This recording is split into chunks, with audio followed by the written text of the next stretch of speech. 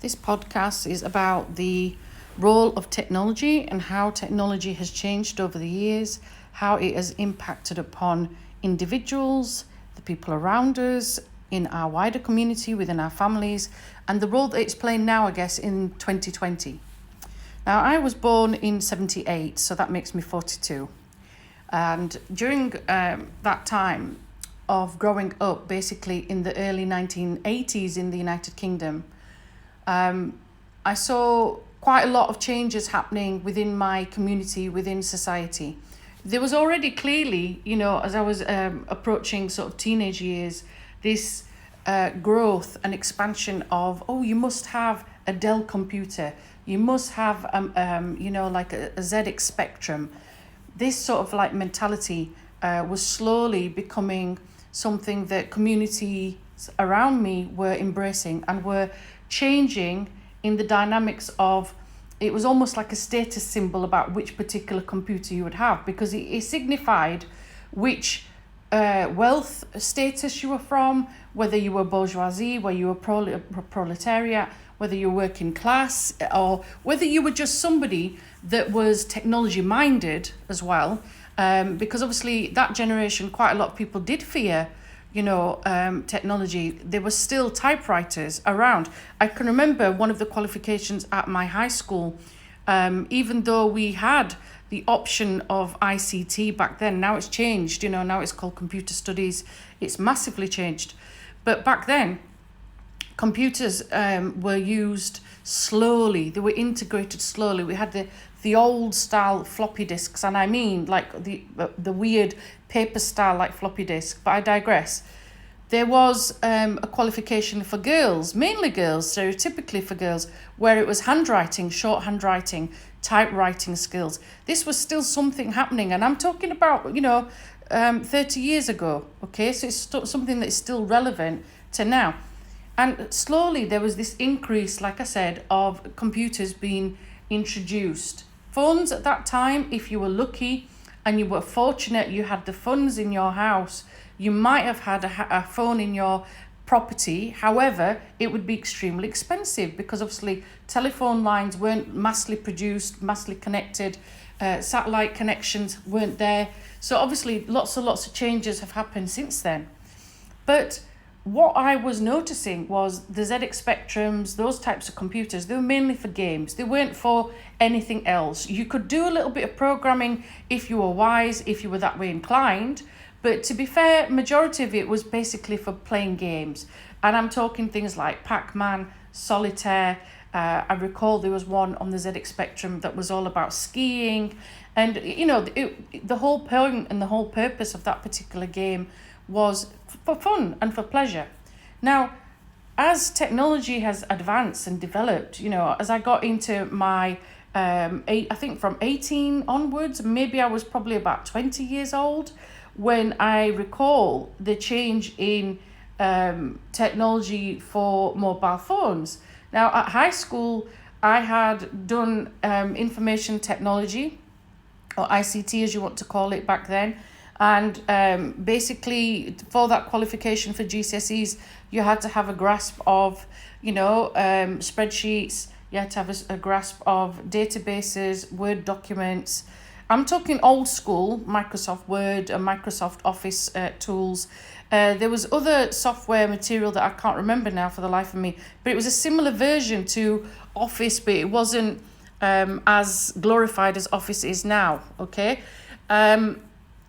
When those technologies started to change and mobile phones were introduced slowly, like I said, they were very, very, very expensive. Even the phones that you had in your house, in your property, were expensive. Not everybody would have those phones.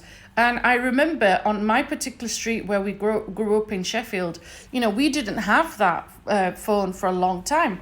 Our way of communicating with each other was face-to-face. You'll have seen media clips where perhaps people are talking to each other over the fence. That did happen in Sheffield quite a bit, which is where I was born and raised. You had people coming to your house, visiting you, talking to you. People talked face to face. We had quite a lot of relatives that were abroad. Now, that's also an interesting concept as well. And to be fair, my family, I think looking back now, were extremely revolutionary in some of the things that they were doing in order to stay in touch and to communicate, because what they did back then, apart from my mother writing letters, my mother would write letters in Urdu, even though we speak a different language, but that's how we would communicate. So my mum would regularly send letters in a little blue envelope, and she would post them, and it was a regular thing. It was a nice thing that she used to do because it kept her in touch with her sisters and her, obviously her nieces and her nephews, and it would keep her up to date with my father's side of the family as well, so her sister-in-laws. And obviously that was something that was quite expensive as well, to post that out on airmail. And the way they communicated was by doing this. We used to all get together as a family, and my grandparents would be at my house, and my uncles, my aunties, all of us siblings. We would sit together, and actually looking back now, it was a really nice family bonding time. But we'd sit together, we'd have a little tape recorder. Back in the day, if you remember those big, heavy, sort of like radios, cassette players that people used to carry on their shoulders and blast out their tunes, okay? It was that sort of generation that I'm talking about. And we'd sit as a family, and my dad would press record, and that was it. Like I'm talking to you now, I guess, doing a podcast. That's what they used to do. And it used to start off with all of us saying our salams and our hellos and our welcomes. And we would all say hello to our aunties and uncles and relatives, because it was a polite thing to do. And then once we'd done our bit, we would sort of be ushered out of the room, and then the grown-ups would do their talk, whether it was like saying the latest gossip, whether it was up-to-date news of what was happening around our community or to the people that we knew. My father, later on, in the years to come, he had a building, he had property over there, he had land, and he had a wall around it, and now and again the trucks would smash the wall, and my auntie would be delivering the news back about what they were doing to protect my dad's land, and so on. Now, it wasn't possible to ring, okay? They didn't have a house phone back then. They would, my family then, my mum would get the cassette player once we'd finished our conversation, she would sew it up neatly so it wasn't damaged, and then they would post it. And once my family would receive that in Pakistan, okay, my family would then listen to that recording, and then they'd do the same and send it back. And that's how we would communicate, okay? So I'm telling you, I think we were ahead of our times in that particular generation. Nowadays, it's completely different feeling of being in touch with our loved ones. And obviously, when house phones were created and people were able to ring home or ring to their families or whoever it was, the whole street would find out that you had a phone in your house. And the queue, I kid you not, the queue was a mile long. And my father sometimes had to fight off people coming and trying to use the phone and ring their relatives as well. And obviously that he made it out, and he made it clear that you're going to have to pay for this, because obviously the phone bills were expensive when you would get them in the post, okay? It wasn't, like cheap rates and cheap deals, or, if you buy these amount of minutes, you get this free. So it was very, very expensive. Now, when mobile phones came around, like I said, when I was in my 20s, I remember a huge craze being created, and one of the vivid memories that I have is one of my cousins who actually made me laugh my head off. I remember going with my family to pick some relatives up. I think it must have been my grandfather coming back from a family trip, and we were all there at the airport waiting for him to come through arrivals, and all of our family sort of group had gathered together, I guess, and all our relatives had met up, some from Bradford, some from Huddersfield, some from Sheffield, like I said. We're all meeting in Manchester. And I can remember my cousin, who was a bit of a lad, so to speak, walking around with this little stance, and he had this huge, massive, like, black box with him. And we were all thinking, what the frig is that? Okay? And we did think, like, what is he doing? What is that object that he's got? And we knew he was a truck driver. He did deliveries and things like that. He did other jobs as well. But this object to be a mobile phone. Now, I know it sounds absolutely crazy, and maybe you don't believe me, but back then, for some of the wagons and some of the people that had car phones, say, for example, the wealthy, it was the wealthy, okay, they had this massive big box, which was the battery, okay, and we're talking a bit like a car battery, the same size. It's probably as heavy as that as well. And my cousin was pretending, as he saw us, he quickly pretended. We didn't know he was pretending, but he pretended that he'd got a phone call. And what was hilarious was the way he would walk down and carry this phone, and he was pretending to talk on it. And then literally, as he put it down, it would start to beep. So we all realised, oh, he actually was pretending. He was making a fake phone call. But he was showing off. He was clearly showing off, because that particular brand or that particular phone was very, very expensive to have. And obviously he wanted to show that he had some status, he had wealth, I guess, that he was in with the crew, with the fashion, that he'd got this mobile phone that other people were desperate to have, because it was a sign of, wow, look, someone's got status. Now, obviously, as technology has advanced and as technology has changed, mobile phones have massively, massively been produced now. And back in the days when I was using mobile phones, when I had permission from my father, I know that sounds silly, but I had to have permission from my father to have a mobile phone. It was purely because obviously I was driving from one city to another, and you could get a flat tire, that you could end up in trouble, and it was more like a safety aspect, I guess, of having it. You only use the mobile phone for making calls. There was no such thing as packages or text messages or things like that. But slowly people started to learn how to text message. And one of the disadvantages, I guess, we had, and it's similar to, I guess, Twitter nowadays, you had a word count. And each text message back in the day, used to cost you a certain amount of money. So obviously on top of your phone rental and your contract, you would be paying per text message. So for example, I think one message might have been 12 pence each. Now that sounds very little, but actually that would add up. Okay, so depending on who you were texting, who you were getting in touch with, it would add up quite a bit. And like I said, this is before the days of Viber and Instagram and Snapchat and TikTok and all of these other things that are now, something that we rely on. And I saw this change within society in regards to language. I had a passion for English. I still do. People started using and creating this whole different new language for talking and for communicating. And that was because they had to shorten the words in order to be able to communicate. So instead of typing the word Y or U for you, they put U, the letter U, and so on. So people start to abbreviate.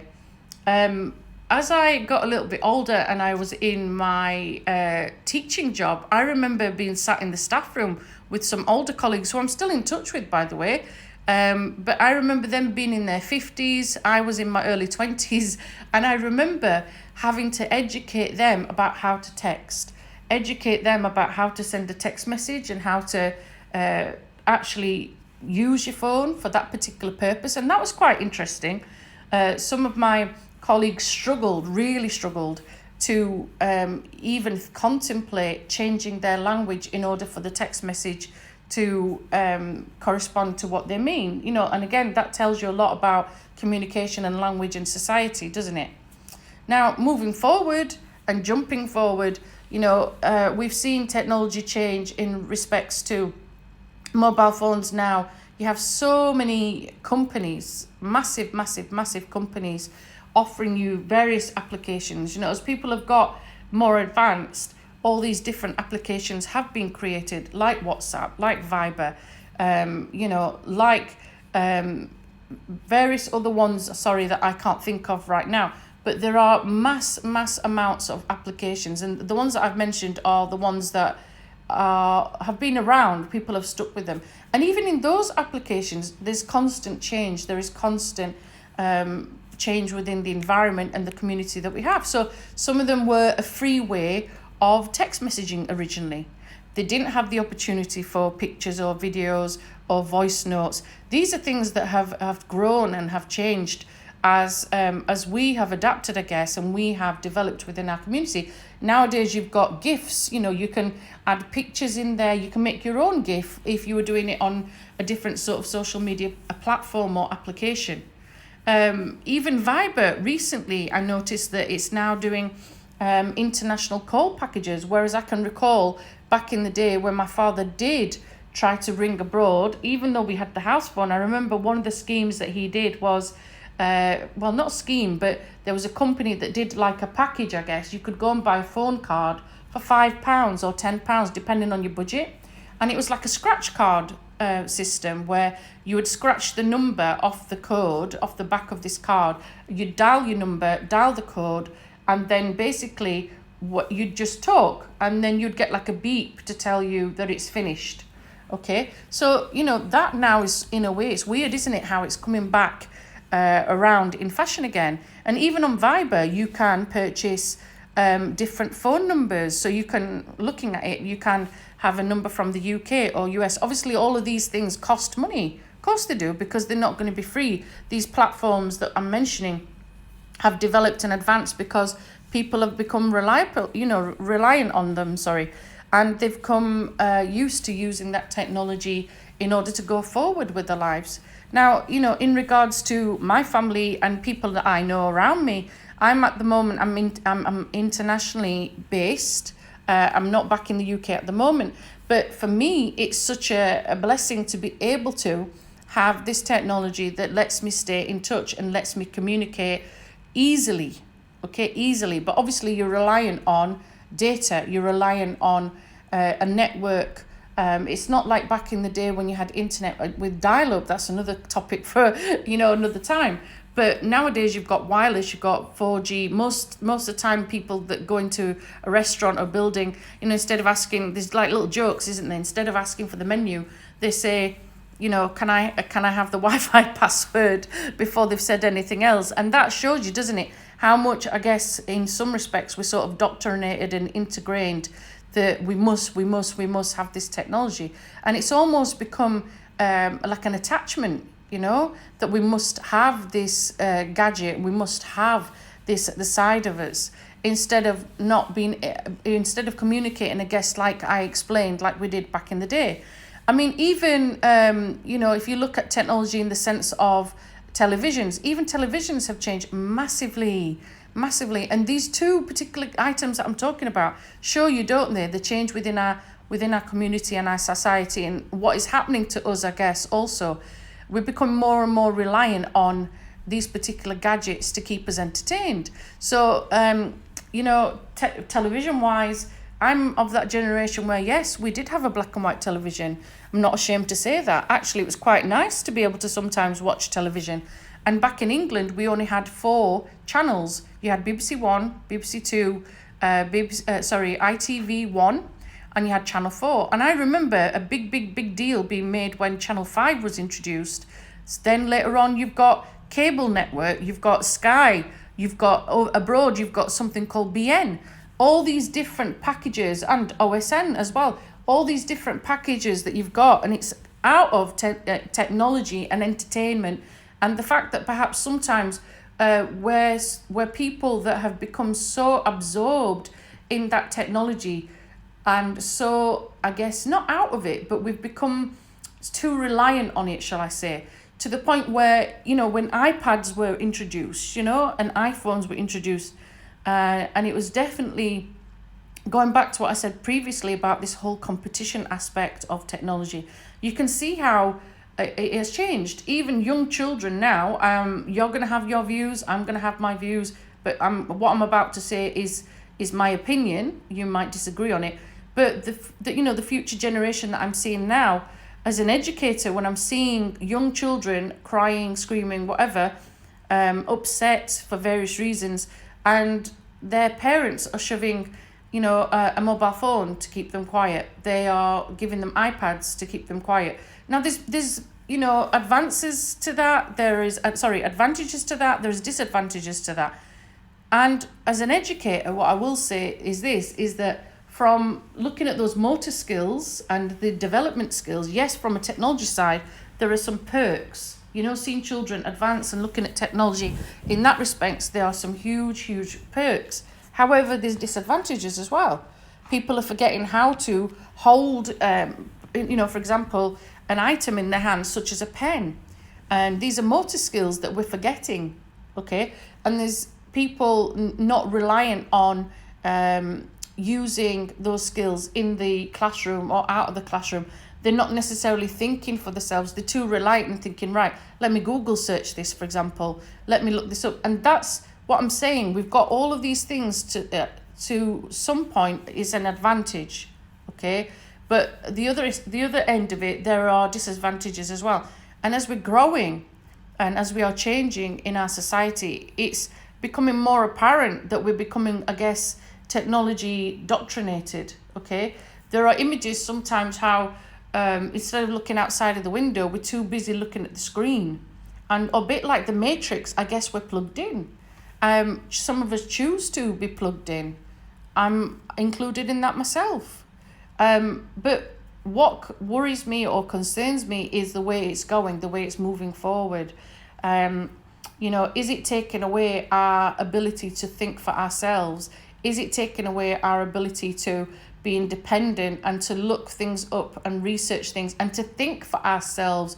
Or are we being systematically indoctrinated with other people's thoughts and opinions and things like that? I'll give you an example, even on Facebook, a platform that's been around for a long, long time. And obviously you've got Instagram and things like this, but Facebook-wise, you've seen people share posts and literally they're clicking on it, sharing it and mass producing it. Same with media clips that have gone viral, okay? And that's what I'm saying to you about the impact of this technology. Sometimes people have shared things they really shouldn't share, okay? I think you can make your own assumptions about that. But also, it's that whole concept of not being smart with what you're sharing as well. And I've been guilty of this myself. There are times when I've shared a particular post or I've shared a particular topic, not really looked at it, not really looked at the different evaluations of that particular article.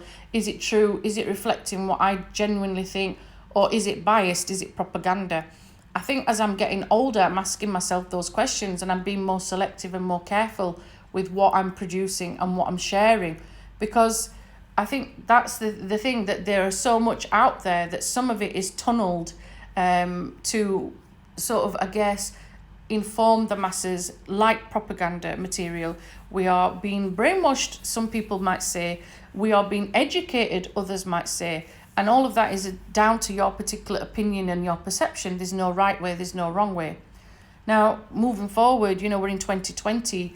Technology is now at the point where we are very, very, very, very reliant on it. 5G is coming out. People were embracing the whole concept of 5G internet. And some now, because of Corona and various other things that are happening in the world, are scared about that as well. And it's just showing you, isn't it, the mirror image of what is happening in our community and within our society, and how people, I guess, are sitting back and questioning what is happening to our world and what is happening to the people around us.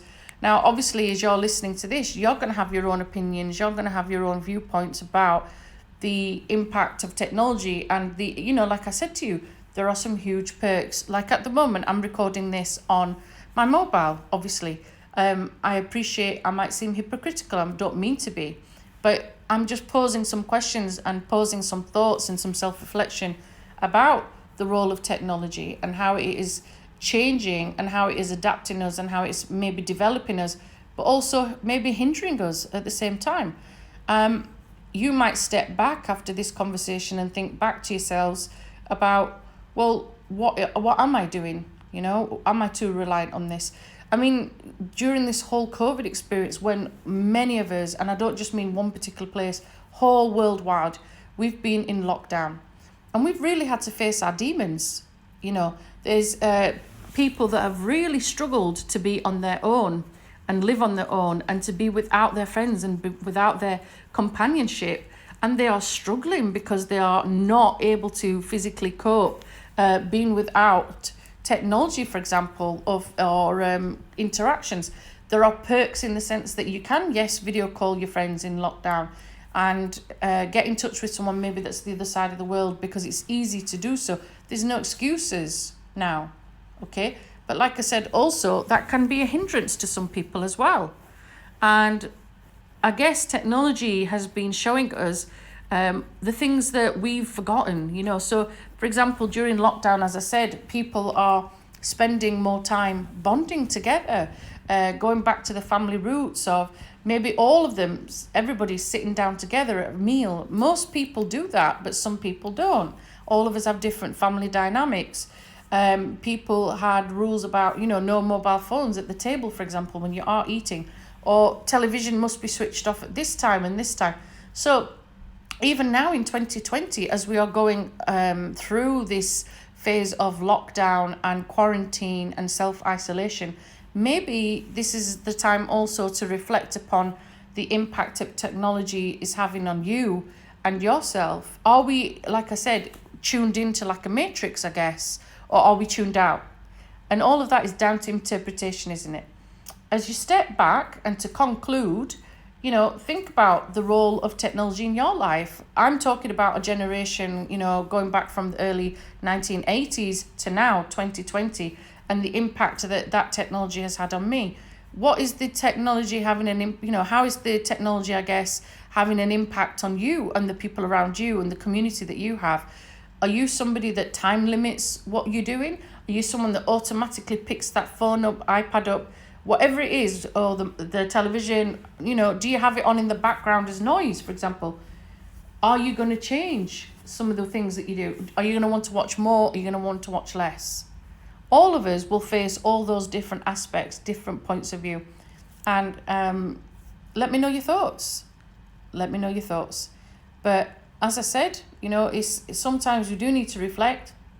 We need to look at the different sides of the coin, so to speak, and also just stand back sometimes and just really analyze our perception and our aspect of technology and how it's evolving or maybe corroding our lives. Thank you for listening. Bye for now.